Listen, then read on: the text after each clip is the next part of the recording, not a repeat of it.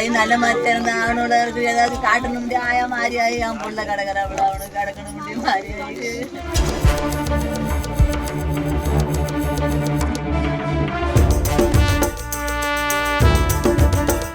சின்னசேலம் அருகே சோளக்காட்டில் இளம்பெண்ணை பாலியல் வன்கொடுமை செய்து கொலை செய்த விவகாரம் 7வது நாளில் குற்றவாளியை பிடித்தனர். மதுபோதையில் பாலியல் வன்கொடுமை செய்து கொலை செய்யப்பட்டது அம்பலம். கள்ளக்குறிச்சி மாவட்டம் சின்னசேலம் அருகே உள்ள திம்மாபுரம் வடக்கு காட்டுக்கொட்டாய் பகுதியைச் சேர்ந்த 28 வயது இளம் பெண் அவர். கணவர் இறந்து 4 வருடங்கள் ஆகியுள்ள நிலையில் 2 பெண் குழந்தைகளுடன் சேர்ந்து தனியே வசித்து வந்துள்ளார். இந்நிலையில் கடந்த 26ஆம் தேதியன்று இரவு சோளக்காட்டில் மர்ம நபர்களால் பாலியல் வன்கொடுமை செய்யப்பட்டு கொலை செய்யப்பட்டுள்ளார்.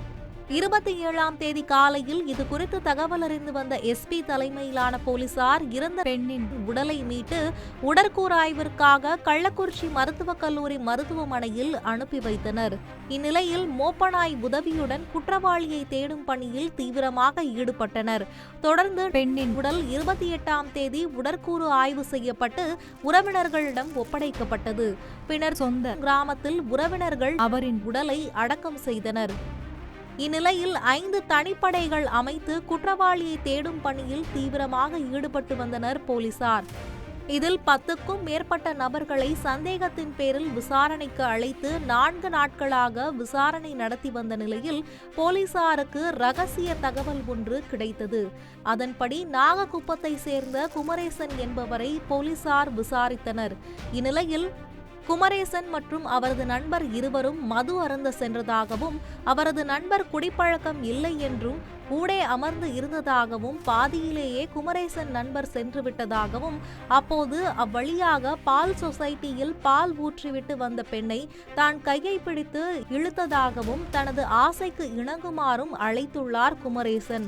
அவரை தள்ளிவிட்டு வீட்டிற்கு வேகமாக சென்றுள்ள அந்த பெண்ணை தான் மீண்டும் இருசக்கர வாகனத்தை கொண்டு அவரது வீட்டுக்கு அருகாமையில் சென்று வழிமறித்து தாக்கியுள்ளார் குமரேசன். இந்நிலையில் மயக்கமடைந்த அந்த பெண்ணை சோளக்கொள்ளைக்கு நடுவில் இழுத்து சென்று பாலியல் வன்கொடுமை செய்துள்ளார். மீண்டும் உயிர் இருப்பதை தெரிந்து கொண்ட குமரேசன் அவர் வெளியில் சென்று சொல்லிவிடுவார் என்ற பயத்தில் மீண்டும் ஒரு முறை பாலியல் வன்கொடுமை செய்து கழுத்தை பிடித்து நிறுத்தி கொலை செய்துள்ளார். பிறகு காட்டின் வழியாக ஓடைக்கு சென்று தான் அணிந்த காலணியை கழுவிக்கொண்டு மீண்டும் இருசக்கர வாகனத்தை எடுத்துக்கொண்டு எப்பொழுதும் போல வீட்டிற்கு சென்று வேலைக்கு சென்றுள்ளார். அப்பொழுதுதான் போலீசார் இவரை கைது செய்ததாக கூறப்படுகிறது.